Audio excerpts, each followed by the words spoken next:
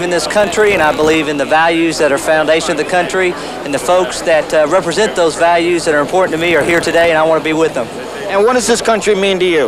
Well, this country is a tremendous land of opportunity, but it's also a country that has a great heritage. And part of that heritage is the Judeo-Christian value and the one nation under God that has built us strong, so we're here to support that. Is it important that everybody believe in the same God? Yes, I think so. In general, yeah. Why is that? World unity. It'll help us get along better. Improve world situations. Ladies and gentlemen, the Vice Presidents of the United States.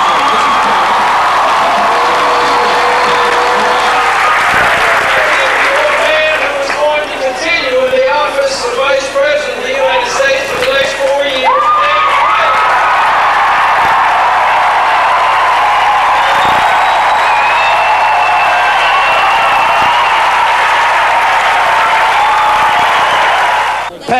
Pat, that was a wonderful rally today. I just wanted to tell you it was so beautiful. Well, I was thrilled. We had over 3,000 people, and they were so enthusiastic. It was a great way to start celebrating this platform. Yeah, I wanted to ask you one more thing. Do you think the Native Americans had a soul according to the pilgrims who came? Well, as far as I know, they did, but I don't know what the pilgrims thought. I certainly think so. Well, there's the dynamic trio themselves, Marilyn Quayle, Pat Robertson, and Rush Limbaugh. Rush, how's it going? Is this going to be good for your talk show? How do you feel about the attacks on the cultural elite that Dan Quayle is making? Do you feel that's an attack on you personally in your career? No, I don't see it that way. I think it's the interpretation of what he's trying to say. You know, sometimes people say something, and the way they structure how they say it comes out as something else. If he's talking about family values, I'm all for that. If he's targeting the industry, I think that's a mistake, you know. So I think it's how he says some things. But I can cut him slack in that area. Yeah. Bruce, Stoney Burke, the 90s, how's it going? Good to see you tonight. Aren't you one of the cultural elite that they're talking about all the time? Absolutely not. Not? Okay. Talk to you later. Have a good night. Major Dad. How are you? I'm Stoney Burke with PBS, the 90s. How are you? I wanted to ask you, when they attack the cultural elite, don't you feel like the arts are under attack? No. I think what is meant by that is people who put themselves above the general populace, who know better how we should all behave. I think that's what's meant by the cultural elite, which I don't consider myself. How do you feel about the attacks on the arts in general?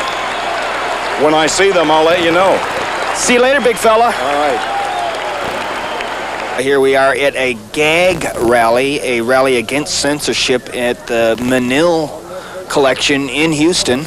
And we're going to be talking to people who are definitely against censorship. Censorship affects my life in a very great way. The voices of protest, the voices of dissent, the people that have a true vision for a much fairer, freer America are being suppressed. These people are not allowed to speak. And it's because of the censorship. And the censorship is very political. It's also cultural. As a gay man, I see images that reflect my experiences that are denied from public funding, denied from public museums, denied from schools, denied from public support, and that is just wrong. What's with Ross Perot? What happened? Well, he didn't understand the game, and he jumped in front of a movement and offered to lead it, and then when the game got tough, he clearly didn't want to continue.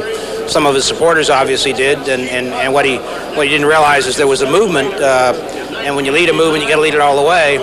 And he forgot it was a movement, and I think he thought it was himself, and that he wouldn't be tested the way other candidates were tested. Do you think the Clinton campaign's being fair with you? I don't understand the question.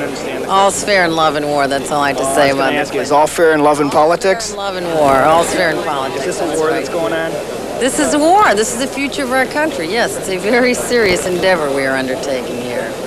Not one I take lightly, and certainly not one they take lightly. So you're a fighter. It'll likely progress along the same vein that it started, but the president will carry on here. Okay. All right. Thank you very much. You heard her. All's fair in love and war. Ollie, nice to meet you. I read your book. I loved every one question for you. Are you a born-again Christian because you feel bad about 10,000 dead Nicaraguans from the CIA war that you led? Actually, I didn't lead the CIA war. Do you think Ronald Reagan will come to justice someday? Here's the question. Hey, you have a good night, Mr. North. Peace.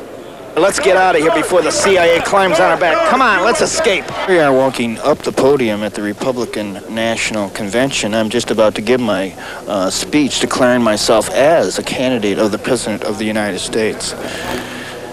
You know, the President has been doing such a poor job, I thought it was up to me to take over. So our troops are taking over. The city's surrounded. It's a totally non-violent, beautiful revolution.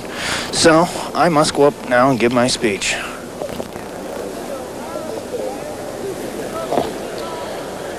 From this moment on, I declare we as a people must get our act together, treat each other decently, share the wealth, promote the general welfare,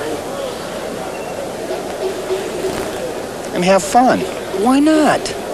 Are we so beyond the American character of who we are as people that we can't once in a while just get together as human beings and have some fun? And forevermore, amen. That's what it says on the teleprompter here.